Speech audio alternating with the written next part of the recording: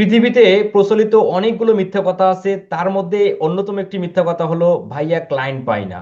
আপনারা যারা এই কথাটা বলেন আমাকে যে ভাইয়া ক্লায়েন্ট পাই না, তাদেরকে আজকে আমি আঙ্গুল দিয়ে লক্ষ লক্ষ অ্যাক্টিভ ক্লায়েন্টের ভান্ডার আপনাদের আমি দেখাবো। ভিডিওটি শুরু থেকে শেষ পর্যন্ত দেখেন এবং সেই সাথে যারা নতুন হতাশাগ্রস্ত ফ্রিল্যান্সার আছেন প্রত্যেকে এই ভিডিওটি মনোযোগ সহকারে দেখেন। চলুন আমরা সময় নষ্ট না করে মূল বিষয়টা দেখি। আমি আপনাদের প্রত্যেককে নিয়ে আসছি গুগলে।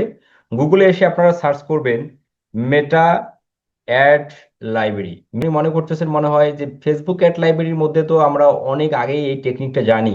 হ্যাঁ, এই টেকনিকটা জানেন, কিন্তু প্রকৃত সত্য আপনি এখনো জানেন না।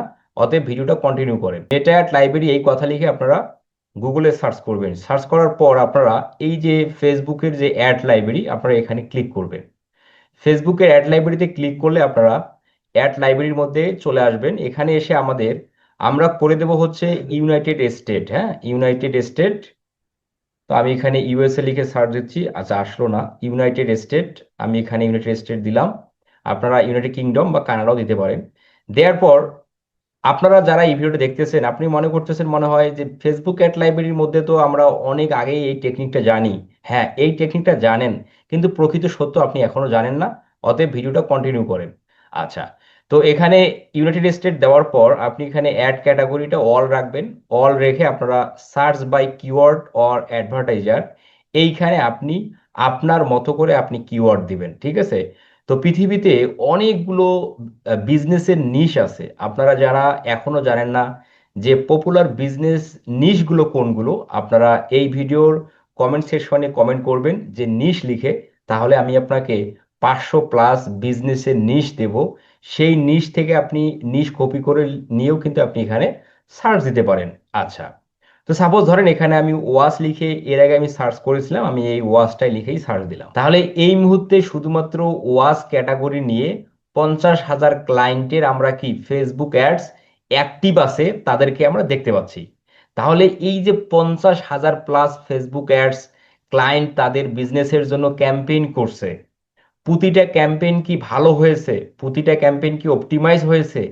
প্রতিটা ক্যাম্পেইন থেকে কি ভালো অ্যাডসের রেজাল্ট আসতেছে? অবশ্যই না। কারণ কি?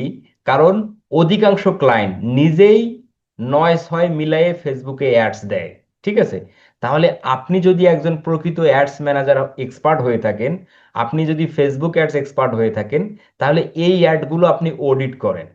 এই অ্যাডগুলো অডিট করে কি কি ভুল আছে সেই ভুলগুলো আপনি ফাইন্ড আউট করে এই ক্লায়েন্টদেরকে আপনি আউটরিচ করেন। তাহলেই আপনি পরবর্তী ফেসবুক অ্যাডস এক্সপার্ট হিসেবে ওই ক্লায়েন্টের কাজ কিন্তু আপনি নিতে পারবেন। কারণ আপনি খেয়াল করবেন যে একটা বিজনেস পেজ, অধিকাংশ ক্লায়েন্ট আছে নতুন বিজনেস শুরু করছে, সে একটা ফেসবুক বিজনেস পেজ ক্রিয়েট করছে, বিজনেস ম্যানেজার ক্রিয়েট করছে, ফেসবুকে অ্যাড দিচ্ছে। একজন কাস্টমার একটা ওয়েবসাইট থেকে যখন প্রোডাক্ট পারচেস করে বা একটা বিজনেস থেকে যখন প্রোডাক্ট পারচেস করে, ওই বিজনেস পেজ থেকেই কিন্তু কাস্টমার অ্যাড দেখে। আচ্ছা, তাহলে ওই কাস্টমার ওই বিজনেস থেকে প্রোডাক্ট কেনার আগে ওই বিজনেসের গ্রহণযোগ্যতা কতটুকু, এই বিষয়বস্তুগুলো কিন্তু খেয়াল করে তারপরে প্রোডাক্ট নেয় মানুষ, তাই না?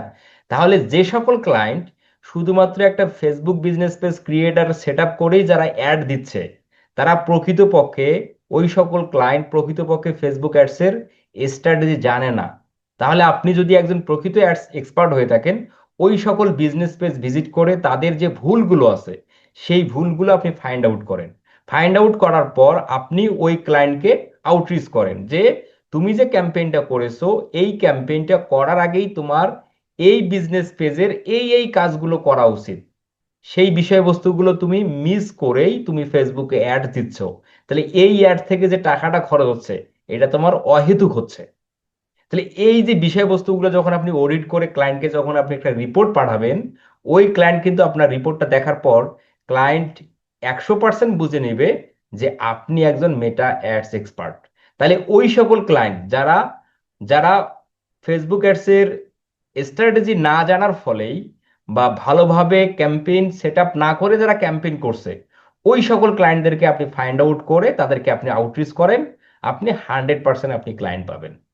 এখন আপনাদের কোশ্চেন আসতে পারে, অনেকেই এই ধরনের কোশ্চেন করতে পারেন যে আমরা একটা বিজনেস পেজ, এই যে বিজনেস পেজ তো এখানে অসংখ্য আছে, আমরা কিভাবে একটা বিজনেস পেজে ভিজিট করে ওই বিজনেস পেজটা কোন কোন বিষয়গুলো খেয়াল করব এবং কোন কোন বিষয়গুলোকে পয়েন্ট আকারে ক্লায়েন্টকে তার ভুল সেগুলো আমরা ধরিয়ে দেব, এই বিষয়টা আপনারা বুঝবেন না, জানবেন না। আমি আমার পরবর্তী ভিডিওতে আপনাদের এই বিষয়টা আপনাদের দেখাবো। তাহলে যারা আপনারা বলেন যে ভাইয়া ক্লায়েন্ট পাই না, ক্লায়েন্ট পাই না, আসলে কি ক্লায়েন্ট নাই? আসলে আমরা ক্লায়েন্টকে কিভাবে ইমপ্রেস করতে হয়, ক্লায়েন্টের কোন ভুলগুলো হচ্ছে সেই ভুলগুলো ধরিয়ে দিয়ে তার কাজটা তার কাছ থেকে নিতে হয়, এই বিষয়বস্তুগুলোই আসলে আমরা জানি না। না জানার ফলেই মূলত আসলে আমরা বলি ক্লায়েন্ট পাই না, ক্লায়েন্ট পাই না, ক্লায়েন্ট পাই না। দেখেন, অসংখ্য ক্লায়েন্ট, প্রতিটা ক্লায়েন্টের তো আর সব কিছু 100% ওকে নাই, অবশ্যই নাই, তাই না? তাহলে আপনি ওই সকল ক্লায়েন্টের বিজনেস পেজগুলো আপনি ভিজিট করেন, ওই সকল ক্লায়েন্টকে আপনি ফাইন্ড আউট করেন, তাদেরকে রিসার্চ করেন, অ্যানালাইসিস করেন যে কোন ক্লায়েন্টের সবকিছু ওকে না থেকেই সে ক্যাম্পেইন করছে। ওই ক্লায়েন্টগুলোকে আপনি ফাইন্ড আউট করেন না, দেন তারপর তাকে আপনি আউটরিচ করেন, দেখেন ওই ক্লায়েন্ট আপনাকে রিপ্লাই করে কিনা, ওই ক্লায়েন্ট আপনাকে কাজ দেয় কিনা। অবশ্যই দেবে। এই কাজগুলো আমাদের এভাবে করতে হবে আর কি।